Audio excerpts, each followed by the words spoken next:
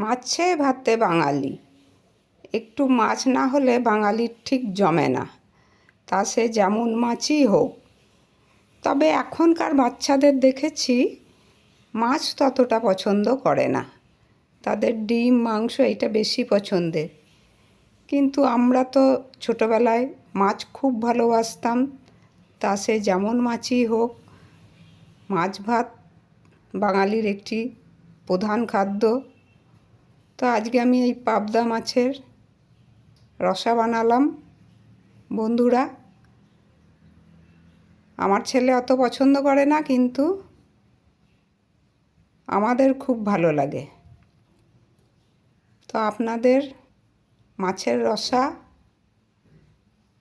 পাবদা মাছ কার কার প্রিয় আমাকে একটু জানাবেন।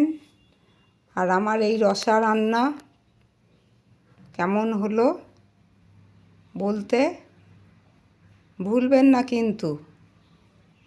সকলে ভালো থাকবেন, সুস্থ থাকবেন এই কামনা করি।